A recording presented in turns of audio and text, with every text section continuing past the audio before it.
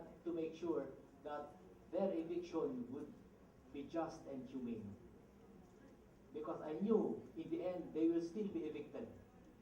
But the eviction must be just and humane eviction.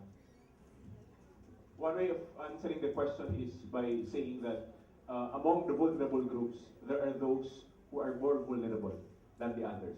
Women, indigenous peoples. So among workers, for example, women workers are more vulnerable. Among farmers, women farmers are more vulnerable. So you suffer from multiple vulnerabilities because you are a woman, because you are an indigenous, a member of an indigenous community. So it's more burdensome for you to access the justice system. You are more vulnerable to injustices. Thank you. I have a lady in the middle and then come back here and then back. Thank you, please. Philippine Senate. Okay.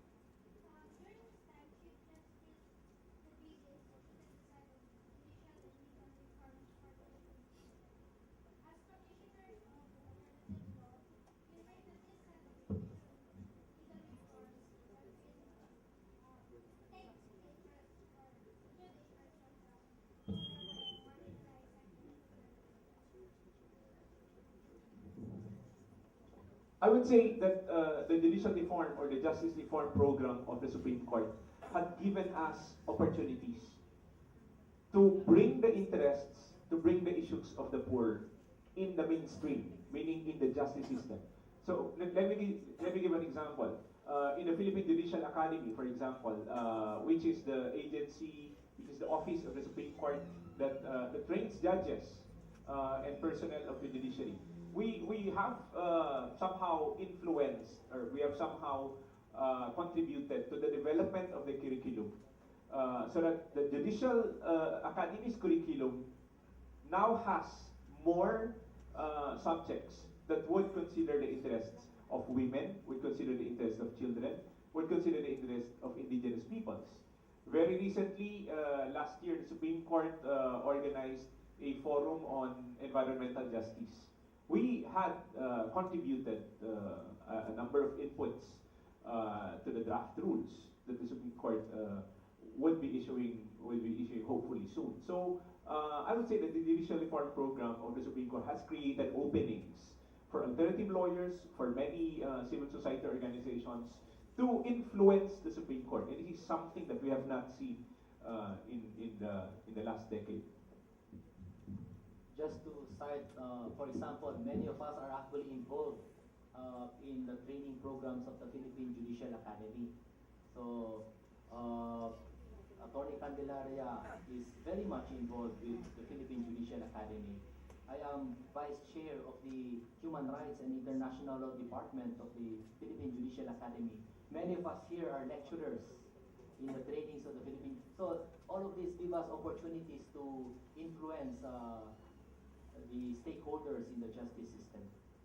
And I think many of these openings started during the time of Chief Justice David. Hi, my name is Sedona. I am a private citizen. I just wanted to say, listening to your presentation and the work that you do, it's not just encouraging. We would like to proudly join all those who quietly thank you for the work that you're doing, publicly acknowledge this work that you are doing. And I wanted to hear more about the risks of the work that you do every day. I'm sure there are attendant risks. And how do you actually ensure that your manifold, your growing tribe actually is not threatened by these different risks? What are the institutional mechanisms, your personal cautions that you actually undertake in the work that you do? Maybe I'll just mention two risky incidents. One, when I was trying to stop a demolition. The demolition team was at one side, and the urban poor groups were at the other side. The members of the demolition team were all armed with crowbars, and the urban group was armed with stones. And I was in the middle trying to stop the conflict. Of course, when eventually they attacked each other, I stepped out. Because that is a risk you take, no? When you try to mediate some of this conflict. The other was more recent in the 2007 elections when I tried to expose some of the cheating in Maguindanao. I had to hide for 1 week because I was informed that I better do it because some armed goons were after me. Now, how did I try to manage the risk? During my urban poor lawyering years, I tried to accept the fact that in many of these cases, I was meant to lose. But my job was simply to make sure that we lose with dignity. And if ever people get evicted, their human rights will not be violated. And during the elections, how did I manage it? I relied on the volunteers of Lente. So they provided me with transportation and bodyguards. Every day, I had a different car with a different car driver, and all of the cars and the drivers were provided by the volunteers. So, and much of this risk you assume with the hope that those you work with will protect you, including the people at the ground level. When we were, for example, going around Basilan or Lanao del Sur, we were confident because we were working with Muslim volunteers who spoke the language, who knew the people, and who told us not to go here, not to go there, but there you can go, because they knew the place. You've seen the farmer who was very eloquent in explaining the case about the conversion. He was killed in June of last year.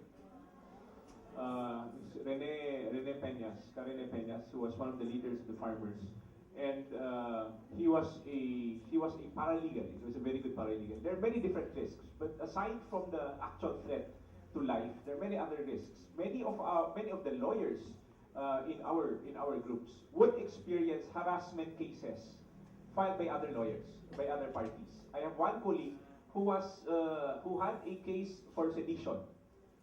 And the company filed a case for inciting to sedition, not only against the trade union leaders who staged a concerted activity, but also against the lawyer of Seligan. Another young lawyer, very young lawyer, and he was shocked when he received a complaint for disbarment because he wrote an article about a case that he was handling. So there are many threats, and that's one. We travel a lot. And we travel by conventional, non-conventional means. Plane, jeep, boat, habal-habal, skylab, all the different modes of transportation to reach different places, remote areas.